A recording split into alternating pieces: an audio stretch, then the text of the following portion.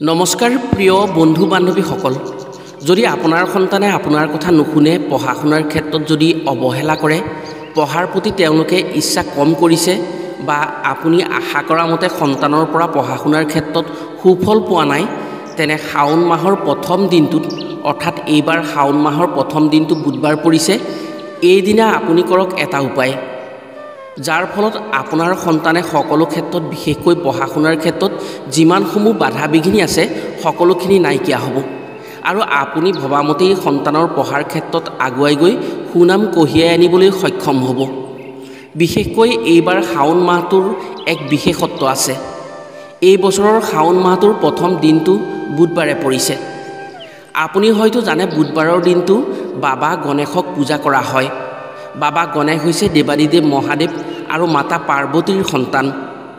গণেশ হৈছে দেৱলোকৰ আটাইতকৈ জ্ঞানী দেৱতা আৰু বুদ্ধিমান দেৱতা, যাৰ কৃপা থাকিলে ব্যক্তিৰ জীৱনত বিপদ বিঘিনি আৰু বাধা বিঘিনি সকলো দূৰ হয়। শাওণ মাহৰ প্ৰথম দিনটো বুধবাৰে পৰাত এই দিনত যদি বাবা গণেশৰ নামত এটা উপায় কৰিব পাৰে, তেনে ব্যক্তিৰ জীৱনৰ পৰা সকলো বাধা আঁতৰি যায় আৰু মুক্ত মনে যিকোনো ক্ষেত্ৰত আগবাঢ়ি যাবলৈ সক্ষম হয়।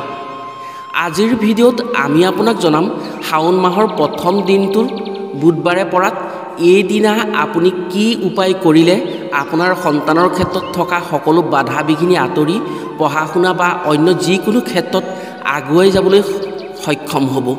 গতিকে আজিৰ ভিডিঅ'টো আপুনি আপোনাৰ সন্তানৰ স্বাৰ্থত লাগি সম্পূৰ্ণকৈ চাওক আৰু শাওণ মাহৰ প্ৰথম বুধবাৰে কি উপায় কৰি সন্তানৰ ক্ষেত্ৰত থকা সকলো বাধা বিঘিনি আঁতৰ কৰিবলৈ সক্ষম হ'ব, কথাখিনি জানি নিশ্চয় উপকৃত হ'ব পাৰিব।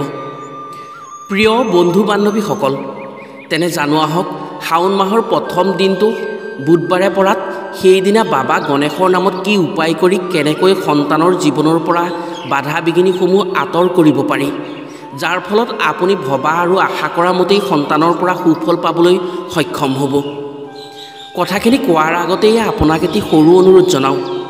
ভিডিঅ'টো যদি ভাল পায় তেনে এটা লাইক কৰাৰ লগতে কমেণ্ট বক্সত বাবা গণেশক ভক্তিভাৱেৰে ওম শ্ৰী গণেশাই নমঃ বুলি লিখিবলৈ কেতিয়াও নাপাহৰিব। আৰু যদি আমাৰ চেনেললৈ প্ৰথম আহিছে তেনে চেনেলটো ছাবস্ক্ৰাইব কৰাৰ লগতে অন্য 10জনে উপকৃত হোৱাকৈ ভিডিঅ'টো শ্বেয়াৰ কৰিবলৈ অনুৰোধ জনালোঁ। ভগৱান গণেশ হৈছে বিঘ্নি ঈশ্বৰ। ভগৱান গণেশেই হৈছে ব্যক্তিৰ জীৱনৰ পৰা সকলো বিপদ বিঘিনি আঁতৰ কৰা দেৱতা। যদি তেওঁ কাৰোবাৰ প্ৰতি প্ৰসন্ন থাকে, তেতিয়া সেই ব্যক্তিৰ কোনোদিনেই বিপদ বিঘিনি হ'ব লগা নহয়। প্ৰতিজন অভিভাৱকেই ভাবে তেওঁৰ সন্তান সকলো ক্ষেত্ৰত বিপদমুক্ত হওক আৰু তেওঁ জীৱনৰ সকলো ক্ষেত্ৰতেই সফলতা আহক। আপুনি মই সকলোৱেই এনেধৰণৰ চিন্তাবোৰ কৰোঁ। কোনো মাক দেউতাকেই এইটো কামনা নকৰে যে তেওঁৰ সন্তান অবাধ্য আৰু অনভিজ্ঞ হওক। সেয়েহে প্ৰতিজন মাক দেউতাকে সন্তানৰ কেয়াৰ লয়, নিজে কষ্টত থাকি সন্তানক সুবিধা আৰু যোগাৰ দিয়ে। কিন্তু বহু ক্ষেত্ৰত কিছুমান সন্তানে মাক বাপেকৰ কথা নুশুনে আৰু নিজৰ মতে চলি বেয়া কোনটো ভাল কোনটো চিনি নাপাই বিপথে পৰিচালিত হয়। আচলতে এইবোৰ কিয় হয় জানেনে? আধ্যাত্মিক দৃষ্টিকোণৰ পৰা চালে কথাবোৰ জানি আপুনি আচৰিত হ'ব। বহু ক্ষেত্ৰত কিছু সংখ্যক সন্তানৰ মাক দেউতাকে সকলো বস্তু যোগাৰ দিয়াৰ পাছতো তেওঁলোক চোৰ চাপাচি কৰে। ঘৰত সকলো থকাৰ পাছতো সেইবোৰ বস্তুকে আনৰ পৰা ডকা হকা দি আনি সমাজত বেয়া কামত লিপ্ত হয়। মাক দেউতাকে বাৰে বাৰে বুজোৱাৰ পাছতো তেওঁলোকে বেয়া কাম কৰিবলৈ আগবাঢ়ে। তেওঁলোকেও জানে সেইবোৰ বেয়া কাম বুলি, কিন্তু তেওঁলোকে সেইবোৰ কৰিবলৈ বাধ্য হয়। বহু সন্তানে সকলো সুবিধা পোৱাৰ পাছতো পঢ়িব বা জ্ঞান লাভ কৰিব নোৱাৰে। বহু পঢ়াৰ পাছতো তেওঁলোকৰ মনত নৰয়। কেতিয়াবা পঢ়াৰ বিষয়টোৰ পৰা আঁতৰি থাকিব বিচাৰে তেওঁলোক। আপুনি যদি অভিভাৱক, আপোনাৰ যদি সন্তান আছে, তেনে আজিৰ ভিডিঅ'টো সম্পূৰ্ণকৈ চাওক আৰু সম্পূৰ্ণকৈ চাই কথাখিনি শুনিলে আপুনি নিশ্চয় বুজিব পাৰিব এইসমূহ কিয় হয়। আপুনি মানক বা নামানক, ভগৱানক বাদ দি এই পৃথিৱীখন কেতিয়াও চলিব নোৱাৰে। সকলো জীৱ তেওঁৱেই সৃষ্টি কৰিছে আৰু সকলো তেওঁৰ দ্বাৰাই পৰিচালিত হয়। যদি ভগৱানৰ দ্বাৰা পৰিচালিত নহয় বুলি আপুনি ভাবে, তেনে মৃত্যুক কিয় বেচিব নোৱাৰি আৰু জন্মক কিয় কিনিব নোৱাৰি? এবাৰ ভাবক, ভাবিলেই বুজিব পাৰিব। আমাৰ মাজৰ বহুতেই ভগৱানৰ অস্তিত্বক মানিবলৈ টান পায়, কিন্তু যেতিয়া বিপদত পৰে তেতিয়া শেষ সময়ত নিজে নোৱাৰা কামটো ভগৱানক খাটে আৰু ভগৱানৰ ওপৰত ভৰসা কৰে।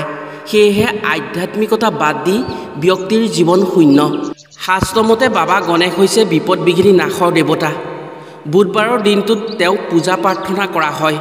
যদি কোনো ব্যক্তিৰ ওপৰত বাবা গণেশ অসন্তুষ্ট হয়, তেনে সেই ব্যক্তিৰ ক্ষেত্ৰত ওপৰত উল্লেখ কৰা কাৰ্যসমূহ হয়।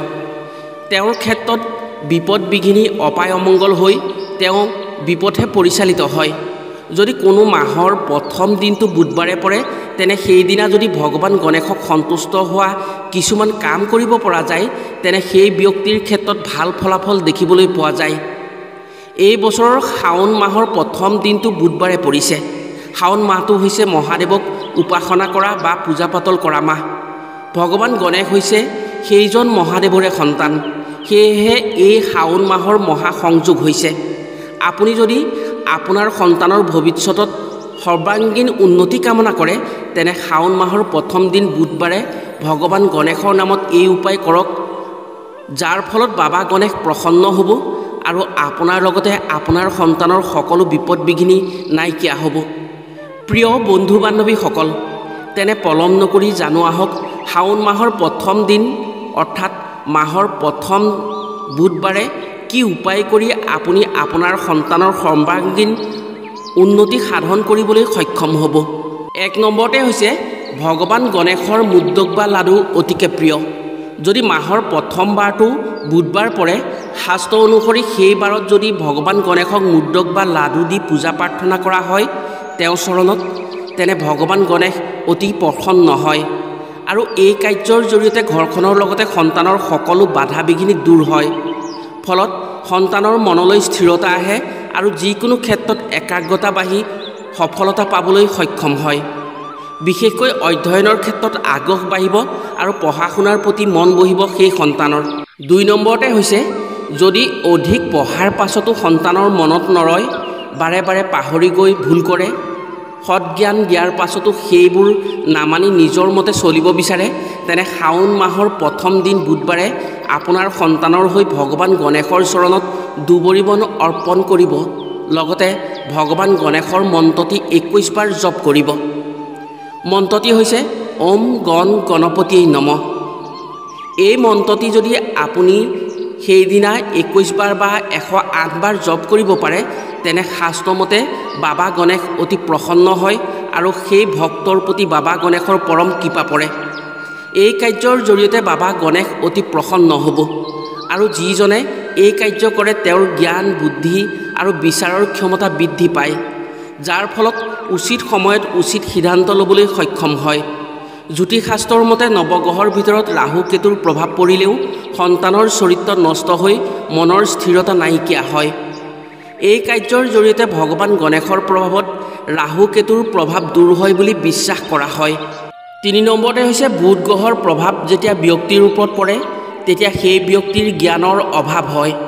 বহু চেষ্টা কৰাৰ পাছতো বিফল হয় যিকোনো ক্ষেত্ৰত সেই ব্যক্তি। সময়ে সময়ে সেই ব্যক্তিয়ে নকৰিবলগীয়া কাম কৰে, ফলত ব্যক্তিৰ যশ মান ক্ষুণ্ণ হৈ অপমানিত হ'ব পাৰে। শাওণ মাহৰ প্ৰথম দিনটো বুধবাৰ পৰাত এইদিনা যদি গৰুক সেউজীয়া খাদ্য খুৱাই অৰ্থাৎ সেউজীয়া ঘাঁহ নিজ হাতেৰে খুৱাব পাৰে, লগতে সেউজীয়া মতৰ কোনো অভাৱী মানুহক দান কৰিব পাৰে, তেনে সেই ব্যক্তিৰ বুধ গ্ৰহৰ প্ৰভাৱৰ পৰা মুক্ত হ'ব পাৰে। ফলত তেওঁৰ মনত ৰোৱা ক্ষমতা বৃদ্ধি হৈ জ্ঞান বৃদ্ধি হয়। আপোনাৰ সন্তানৰ ক্ষেত্ৰতো যদি এনে সমস্যা হৈছে, তেনে এই পবিত্ৰ দিনটোত এনে কাৰ্য কৰিবলৈ কেতিয়াও নাপাহৰিব। ৪ নম্বৰতে হৈছে আপোনাৰ ঘৰত যদি ধন সম্পৰ্কীয় সমস্যা হয় বা হৈ আছে, ধাৰ ঋণৰ সমস্যাই আপোনাক কষ্ট দি আছে, তেনে ধন সম্পৰ্কীয় সমস্যাৰ পৰা মুক্তি পাবৰ বাবে শাওণ মাহৰ প্ৰথম বুধবাৰে কোনো গণেশ মন্দিৰত বাবা গণেশৰ চৰণত এগছি বন্তি দি মিঠা বস্তু অৰ্পণ কৰক। এই কাৰ্যৰ জৰিয়তে মাতা লক্ষ্মীও প্ৰসন্ন হয়, ফলত অৰ্থ সম্পৰ্কীয় সকলো সমস্যাৰ অন্ত পৰে। ইয়াৰ উপৰিও এই কাৰ্যৰ জৰিয়তে যিকোনো সম্পৰ্ক মিঠা হয়।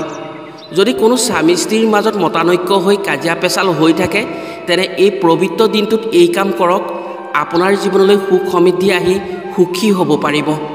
5 নম্বৰতে হৈছে আপোনাৰ যদি জীৱনত ডাঙৰ কিবা কৰাৰ আশা আছে বা যিকোনো আশা আপুনি বহু চেষ্টা কৰাৰ পাছতো পূৰণ কৰিব পৰা নাই, তেনে বুধবাৰৰ দিনা ব্ৰহ্ম মুহূৰ্তত অৰ্থাৎ সূৰ্য উদয়ৰ আগে আগে দুমুঠি মগুমাহ লৈ মনৰ ইচ্ছাৰ কথা কৈ নিজৰ মূৰৰ ওপৰে ঘড়ীৰ কাটাৰ দিশত 7 পাক ঘূৰাই কোনো বোৱতী পানীত উটাই দিব পাৰে, তেনে শাস্ত্ৰমতে মনৰ অপূৰ্ণ আশা পূৰ্ণ হয় বুলি উল্লেখ আছে।